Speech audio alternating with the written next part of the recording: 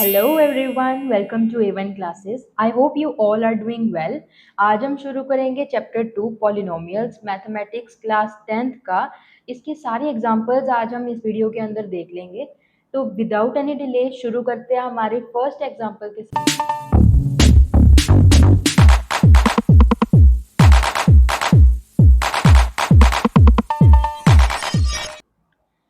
Look at the graph given below. Each is the graph of y equals to px, where the px is the polynomial. For each of the graph, find the number of zeros of px. अब आपको graph दिए हुए हैं, उन्होंने बोला है कि आपको एक इस ग्राफ के अंदर p equals to p x फाइंड करना है। ठीक है, मतलब कि जो पी एक्स है वो पॉलिनोमियल है। हमने एक्स एक्सिस की लाइन के ऊपर देखना है कि कितनी लाइंस टच करती हुई जा रही हैं। ठीक है, तो सबसे पहले ग्राफ के अंदर आप देखो कितने नंबर ऑफ जीरोज हैं। पी क्यू के अंदर सिर्फ एक ही पॉइंट पर टच कर रही है, तो इसका मतलब है 10। ठीक है, यहाँ पर हम लिखेंगे फर्स्ट ग्राफ का आंसर है 10। ठीक है, नेक्स्ट में देखो पी एक्स मतलब एक्स एक्सिस के ऊपर कितनी लाइंस टच कर रही हैं, 1 और 2। नेक्स्ट क्या आएगा हमारे पास, 2 zeros. Is it clear? Next third के अंदर देखो, थर्ड के अंदर कितनी लाइंस टच कर रही हैं, 1 2 3। तो थर्ड का क्या आंसर आएगा, 3 zeros. Is it clear? Next one is fourth. कितनी लाइन टच कर रही है हमारे पास एक्स एक्सिस पर, that is 1। Number fourth is 1 1 0। And number fifth is, यहाँ पर सिर्फ एक लाइन टच कर रही है, तो यहाँ पर भी क्या आएगा, 1 0। एंड लास्ट वाले में कितना आएगा, 1 2 3 4। तो यहाँ पर कितना आएगा, 4 जीरोस। आई होप आपको ये समझ में आ गया होगा फर्स्ट क्वेश्चन। इसमें सिर्फ अपने ये देखना था कि एक्स एक्सिस के ऊपर कितनी लाइंस टच करती हुई जा रही हैं। Is it clear? तो चलते हैं हमारे नेक्स्ट क्वेश्चन की तरफ। Second question is, find the zeros of quadratic polynomial x square plus 7x plus 7 and verify the relationship between the zeros and the coefficient. आपने क्या करना है, आपको फाइंड करना है जीरोस ऑफ क्वाड्रेटिक पोलिनोमियल। आपको एक पोलिनोमियल दी हुई है, क्वाड्रेटिक पोलिनोमियल इक्वेशन दी हुई है, आपने वेरीफाई करना है कि रिलेशनशिप कौन सा ढूंढना है आपने, जीरोस का और कोफिशिएंट्स का। तो सबसे पहले क्या करेंगे हम इसके अंदर, सबसे पहले हम करेंगे मिडिल टर्म स्प्लिटिंग। तो मिडिल टर्म स्प्लिटिंग के लिए हमने क्या देखना है कि x के साथ हमारे पास कोई भी नंबर नहीं है, इसका मतलब वो क्या है, 1। 1 को हम जब मल्टीप्लाई करेंगे 10 के साथ तो कितना नंबर आएगा, 10। तो 10 के देख लेने यहाँ पर फैक्टर्स क्या क्या बनते हैं, एक तो बनता है 2 और एक बनता है 5। ठीक है, इसके अलावा कोई भी फैक्टर्स नहीं बन पाते।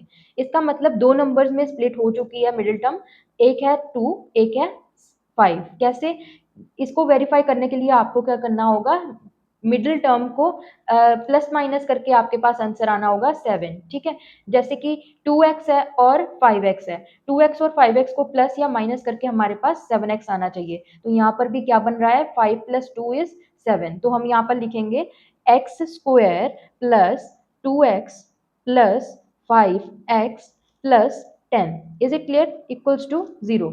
तो अब हम क्या करेंगे, अब हम करेंगे कॉमन निकालेंगे। इन दोनों में से क्या कॉमन निकलेगा और इन दोनों में से क्या कॉमन निकलेगा। सबसे पहले हमारे पास आएगा कॉमन बाहर यहाँ पे x और अंदर एक x रह जाएगा और यहाँ पे 2 रह जाएगा। तो यहाँ पे कॉमन क्या निकला, x, फिर अंदर x + 2 और यहाँ पे कॉमन आउट क्या निकलेगा, यहाँ पर दोनों ही 5 के मल्टीपल्स हैं, तो 5 बाहर कॉमन आउट निकलेगा प्लस 5।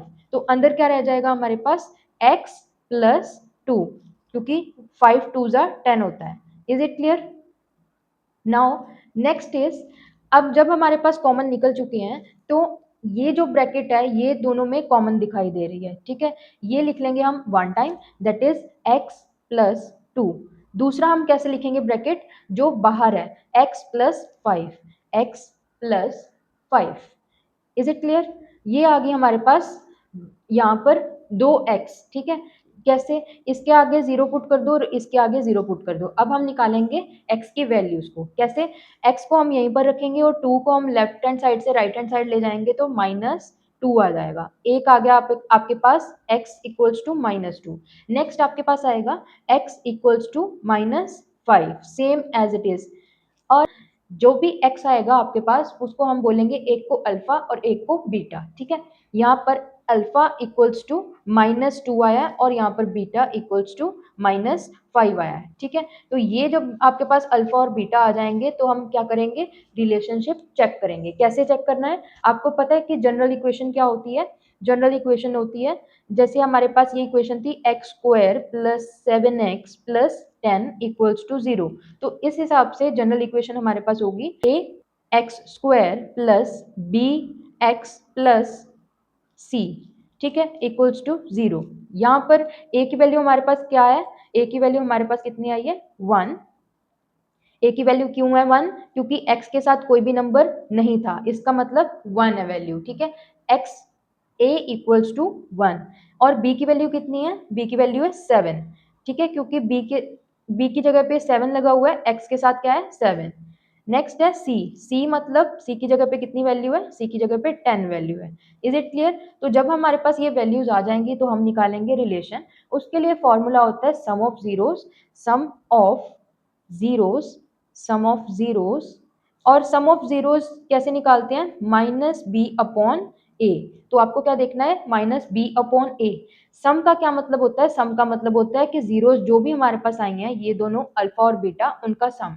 ठीक है, अल्फा प्लस बीटा का सम करना है। कैसे, अल्फा कितना है -2 प्लस बीटा कितना है -5। तो इक्वल टू में क्या आएगा, प्लस माइनस माइनस हो जाएगा, यहाँ पे 7 यहाँ पर आपके पास आ जाएगा। और equal to right hand side क्या होगा, -b की वैल्यू क्या आएगी, यहाँ पर हमारे पास -b की वैल्यू, यहाँ पर b की वैल्यू है 7, तो यहाँ पर आएगी -7/a की वैल्यू है 1। ठीक है, तो यहाँ पर 1 पुट कर देंगे। ठीक है, तो इस हिसाब से हमारे पास क्या आंसर आएगा, हमारे पास कितना आंसर आ जाएगा, -7 इक्वल्स टू -7। तो ये क्या हो गए, वेरीफाई हो गए। नेक्स्ट हमारे पास है, एक हो गया हमारा सम ऑफ जीरोस का रिलेशन, नेक्स्ट है प्रोडक्ट ऑफ जीरोस। प्रोडक्ट का मतलब होता है मल्टीप्लाई। ठीक है, प्रोडक्ट का मतलब होता है मल्टीप्लाई, प्रोडक्ट ऑफ जीरोस। इसका फॉर्मूला है c/a, मतलब कांस्टेंट अपॉन a। c मतलब 10, a मतलब 1। तो इसकी जगह पे हम पुट कर देंगे 10 एंड 1, 10/1। प्रोडक्ट ऑफ जीरोस का मतलब जो भी हमारे पास जीरोस हैं, अल्फा और बीटा, उन दोनों में मल्टीप्लाई करना है। अल्फा का क्या है, अल्फा हमारे पास है अल्फा मल्टीप्लाई बाय बीटा, यहाँ पर आएगा। तो हम क्या लिखेंगे इसकी जगह पर, अल्फा कितना आया, -2 मल्टीप्लाई बाय -5 इक्वल्स टू 10। तो हमारे पास कितना आंसर आ जाएगा, 5 2 जा 10, और माइनस का साइन कैंसिल आउट हो जाएगा। तो यहाँ पर हमारे पास आया 10 equals to 10। Is it clear. I hope आपको ये क्वेश्चन क्लियर हो गया होगा। नाउ चलते हैं हमारे नेक्स्ट क्वेश्चन की तरफ, question number 3। Question number 3 is find the zeros of polynomials x square minus 3 and verify the relationship between the zeros and the coefficient। अब आपके पास सेम क्वेश्चन है उसके जैसे ही, लेकिन उसके अंदर हमारे पास तीनों स्टैंडर्ड फॉर्मूला होता है, उसके हिसाब से इक्वेशन कंप्लीट है। लेकिन यहाँ पर आप इक्वेशन देखो, इक्वेशन छोटी सी है। तो आपने इस इक्वेशन को कैसे करना है, सबसे पहले तो आपने x² - 3 इक्वल्स टू 0 लिख लेना है। ठीक है, तो जब हम 0 लिखेंगे, हमने यहाँ पर x ही तो फाइंड करना है, तो 3 को हम इक्वल टू के राइट हैंड साइड भेज देंगे। इसका मतलब x² इक्वल्स टू 3। अगर मैं क्या करूं, अगर यहाँ पर मैं अंडर रूट लगा दूं left hand side and right hand side, तो आप देख सकते हो कि यहाँ पर अंडर रूट और स्क्वायर कैंसिल हो जाएगा, और यहाँ पर हमारे पास प्लस माइनस का क्या रह जाएगा, √3 रह जाएगा। तो यहाँ पर हमारे पास क्या फॉर्म आई, हमारे पास x की, x equals two plus minus √3। ठीक है, तो इसका मतलब क्या हुआ, एक बार x प्लस की फॉर्म में है, मतलब कि x इक्वल्स टू √3, एंड दूसरा हमारे पास किसकी फॉर्म में है, x equals to -√3। Is it clear. हमारे पास एक अल्फा आ गया और एक बीटा आ गया। अल्फा कितना आया, √3, एंड बीटा कितना आया हमारे पास, -√3। आई होप आपको क्लियर हो गया होगा। तो स्टैंडर्ड फॉर्मूले में जब हम लिखेंगे, मतलब जनरल फॉर्मूला के अंदर जब हम इसे इक्वेशन को लिखेंगे, तो ये ऐसी दिखेगी, x² + 0x - 3 इक्वल्स टू 0। अब आप बोलोगे कि ये हमने क्या क्यों लिखी, यहाँ पे 0x क्यों लिखा, क्योंकि यहाँ पर देखो स्टैंडर्ड फॉर्मूला होता है ax² + bx + c equals to 0। ये होता है स्टैंडर्ड फॉर्मूला। ठीक है, हमारी इक्वेशन ये बनकर आ गई। ठीक है, इसका मतलब a कितना हुआ, a हुआ 1, एंड बी कितना हुआ हमारे पास, बी हुआ 0 क्योंकि यहाँ पर 0 है, कुछ भी नहीं है, एंड सी हमारे पास क्या हुआ, -3 हुआ। अब आप देखो यहाँ पर सम ऑफ जीरोस क्या है हमारे पास, सम ऑफ जीरोस का रिलेशन निकालेंगे और प्रोडक्ट ऑफ जीरोस का रिलेशन निकालेंगे। सम ऑफ जीरोस क्या है हमारे पास, यहाँ पर लिखेंगे sum of zeros, sum of zeros. Next है sum of zeros equals to minus B upon A, ये होता है फॉर्मूला। तो सम ऑफ जीरोस क्या होता है, alpha plus beta, is it clear, equals to minus B upon a. And alpha कितना आया था हमारा, √3 प्लस बीटा कितना आया था हमारा, -√3।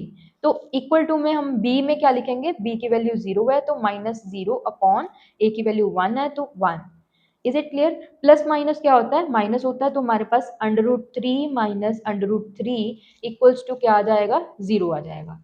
और यहाँ पर वेरीफाई हो गया, यहाँ पे √3 माइनस √3 होता है 0, तो इक्वल टू में भी क्या आ गया, 0 आ गया।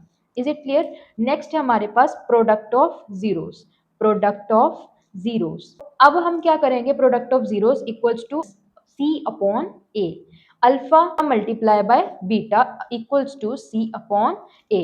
अल्फा कितना आया था हमारा, alpha is √3 multiply by beta is √3, वो भी माइनस का, इक्वल टू सी कितना है हमारा, 3 अपॉन ए की वैल्यू कितनी है, ए की वैल्यू 1 है, सी की वैल्यू 3 थी, इसलिए हमने क्या लिखा, -3 अपॉन ए। अब हमारे पास क्या होगा, यहाँ पे प्लस माइनस क्या होता है, माइनस होता है, तो यहाँ पे क्या आ गया हमारे पास, यहाँ पर आ गया 3 इक्वल्स टू -3 इक्वल्स टू -3, तो यहाँ पर हो गया हमारे पास वेरीफाई। अंडर के साथ अंडर कैंसिल हो गया, इसलिए हमने यहाँ पर अंडर नहीं लगाया, -3 इक्वल टू -3 रह गया। आई होप आपको ये क्वेश्चन भी अच्छे से क्लियर हो गया होगा। तो चलते हैं हमारे नेक्स्ट क्वेश्चन की तरफ। Example number 4 is find the quadratic polynomial, the sum and the product of whose zeros are -3 and -2 respectively। अब इस क्वेश्चन के अंदर आपको sum of zeros and product of zeros आपको गिवन है। कहने का मतलब आप सबसे पहले क्या लिखोगे, सबसे पहले आप गिवन पार्ट लिखोगे, sum of zeros, sum of zeros, ठीक है। सम ऑफ जीरोस क्या होता है, अल्फा प्लस बीटा होता है इसका फॉर्मूला, और ये हमारे पास -3 गिवन है। एंड प्रोडक्ट ऑफ जीरोस क्या है, product of zeros, product of zeros मतलब कि अल्फा इंटू बीटा होता है, ये कितना गिवन है, -2 गिवन है। अब आपको इस क्वेश्चन के अंदर क्या बोला गया है, आपको एक क्वाड्रेटिक पॉलिनोमियल बनानी है, यानी कि आपको स्टैंडर्ड फॉर्मूले के हिसाब से ax² plus bx plus c equals to 0 इस फॉर्म के अंदर लिखना है, ठीक है। ये इक्वेशन बनाने के लिए आपको क्या फॉर्मूला लगाना पड़ेगा, x² minus alpha plus beta x plus alpha beta equals to 0। यहाँ पर हम सारी वैल्यूज को कर देंगे पुट, और हमारे पास क्या तैयार हो जाएगी, क्वाड्रेटिक पॉलिनोमियल। तो चलिए x² की जगह पे x² ही रहेगा, माइनस अल्फा की जगह पे क्या रहेगा, अल्फा बीटा की जगह पे हमारे पास कितना वैल्यू है, -3 वैल्यू है, एंड x इसके बाहर आ जाएगा, प्लस अल्फा बीटा की वैल्यू कितनी है, -2 है, तो इक्वल्स टू में हमारे पास 0 रह जाएगा। Is it clear. यहाँ पर -2 नहीं है, +2 है। Is it clear. अब क्या करेंगे, माइनस माइनस होता है प्लस, तो हमारे पास x² plus 3x plus 2 equals to 0। इस हिसाब से हमारे पास एक क्वाड्रेटिक पॉलिनोमियल बन चुकी है, जो कि हमारा आंसर है। तो हम चलते हैं हमारे नेक्स्ट क्वेश्चन की तरफ, क्वेश्चन नंबर 5। अब आपको बुक के अंदर देखो, जो वेरीफाई दैट 3 वाला क्वेश्चन ये वाला दिया हुआ है एंड सो ऑन, ये वाले क्वेश्चन को स्टार मार्क करके आपको लिखा हुआ है कि ये हमारे सिलेबस में नहीं है। जो हमारे सिलेबस में नहीं है वो हम नहीं करेंगे, और इसी के साथ हमारी वीडियो होती है ख़त्म। हमने सारे एग्जाम्पल्स को कवर कर लिया है, और मिलते हैं हमारे नेक्स्ट वीडियो के अंदर। Till then take care, bye bye.